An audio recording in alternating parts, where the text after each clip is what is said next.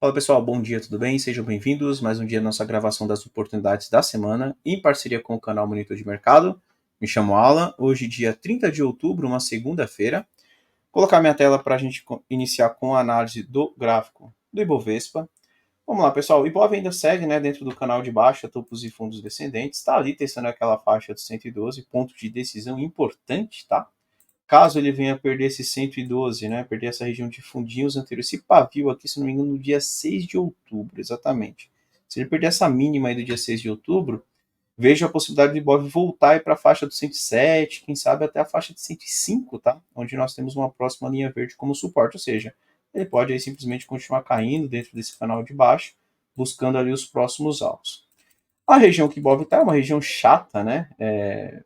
Para quem acredita aí na queda e está procurando ali oportunidades de venda, eu sempre que tem algum candidato ali que está numa região interessante, que dá para a gente até arriscar uma venda ali, acreditando num movimento, pelo menos de um teste de fundo, né? Mas é uma região um pouco mais chata ali, para quem conseguiu aproveitar toda essa movimentação de queda na venda, aqui já passa a ser um ponto onde eu começo a ficar um pouco mais cauteloso com as vendas, tá? Eu vejo mais como uma região de suporte, mas só vai ficar bonita as compras aí quando o Ibov começa a trabalhar pelo menos acima de um anterior. Por exemplo, acima desse pivôzinho aí do 115.600, 115.500, já me começa a chamar a atenção ali para compras com um movimento ali mais interessante de alta, né? Um movimento mais consistente e não simplesmente um repique para depois continuar caindo, né? Então, assim, Ibov está numa região interessante. Se eu colocar, inclusive, aqui o PVPC, nós temos três linhas verdes alinhadas para cima.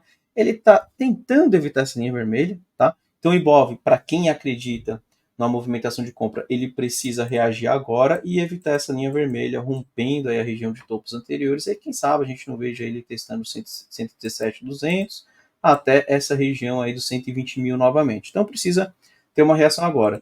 Mas, volto a repetir, não é o meu cenário base. O meu cenário base no momento, considerando que o Ibov ainda tem uma movimentação de topo, fundo, descendente, ele até tentou uma reação semana passada, né? Deu esse candle aqui mais forte na quinta-feira, né? Então ele tentou ali dar uma retomada ali para testar aquele topinho anterior, mas na sexta-feira não deu continuidade, né? Teve alguma questão ali de pronunciamento do presidente, enfim, isso estressou bastante o mercado. Tem que ver como que vai se desenvolver esse assunto aí também, né? E caso o Ibovespa venha para perder este fundinho anterior, esta região do 112, pessoal, cuidado com compras, porque aí ele abre espaço até a região de 105 mil, tá? Próximo alvo seria o 117, mas aí eu vejo possibilidade dele buscar até a região de 105 mil, beleza? Então, vamos acompanhando mais Ibov por enquanto em uma região de suporte, tá lateral no momento, né? Tem que acompanhar para ver para qual lado ele vai ter esse rompimento, né? Se for para baixo, abre alvo lá no 107, 105. Se for para cima, testar os topinhos anteriores na região do 117 até a região do 120, tá ok? Gráfico do dólar, WDO FUT. Vamos lá, gráfico do dólar. Vou colocar aqui o modelo BO1. Bem, o dólar, né, pessoal? Ele rompeu aqui a região dos 5.060, voltou para testar, ficou ali alguns dias de lado, tentando retomar a movimentação de alta, mas não conseguiu, tá? Nós havíamos comentado a semana passada, né, para ficar de olho aqui neste pavio, né, que é a mínima desse candle aqui, se não me engano, do dia 17 de outubro, e ele acabou perdendo, tá? Só que assim, repara que ele perdeu e está tentando já retomar para cima. Se por um acaso o dólar voltar acima dessa faixa aqui dos R$ 5,02, né, 5.020 ali, se ele voltar acima dessa linha que eu marquei aqui, acredito que o dólar volte mais uma vez para testar esta faixa dos 5,10, 5.090, né, R$ 5,09. Então, algo parecido com isso, e aí a gente vai ter que observar qual vai ser a reação por ali, porque se ele romper, abre até espaço para ir testar novamente aquela faixa dos 5,20, tá ok? Permanecendo abaixo aí dos 5.020, né, R$ 5,02, acredito que o dólar ainda tende a buscar o teste ali dos 4,90, tá? 4.900 como suporte, e ali sim eu vejo como suporte onde ele segura e volta para testar novamente essa região que ele está no momento, tá? Então, ponto de atenção, vamos acompanhar, eu acho que a região aí dos 5,02 ali é um ponto importante ser acompanhado no curto prazo. Se ele passar acima do 5,02, vai para 5,10. 5,10 ponto de resistência.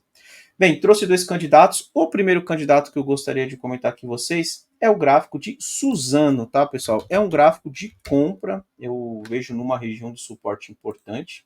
Se eu pegar o gráfico semanal de Suzano, ele vem numa movimentação desde que encontrou um fundo ali por volta do dia 24 de abril, né? Ele vem numa movimentação de topo, fundo ascendente, certo? E eu consigo aqui traçar um canalzinho de alta, né? Só da última movimentação que ele fez, né? Das últimas pernadas de alta que ele tem feito. E ele voltou exatamente para este ponto, tá? Tá certo que Suzano tem um ponto aí de atenção pelo semanal, que é a região de topos anteriores, né? Então ele tem um topinho ali no 57,40, que é esse topo aí de outubro de 2022, que pode dar um certo trabalho, inclusive ele acabou segurando justamente naquela região. Mas no ponto atual, pensando no movimento de curto prazo, é uma região de suporte e a minha ideia é que ele segure por aqui, faça pelo menos um repique para testar novamente a faixa do 58, 57 como uma resistência. Se falhar e vem perdendo esse fundo anterior, perdendo a linha de tendência, aí fica esquisito. Não tenho por que mais continuar na compra, né? Não tenho por que comprar, porque ele volta para testar os fundos anteriores, região de 47,50, quem sabe até a região de 44, tá? Mas de qualquer forma, pensando em região de suporte, região importante aí para ficar de olho, Suzano considero que é um ponto bem interessante. Vamos acompanhar aí no curto prazo para ver qual é a reação dele. Tempo gráfico menor, um gráfico de 2 horas.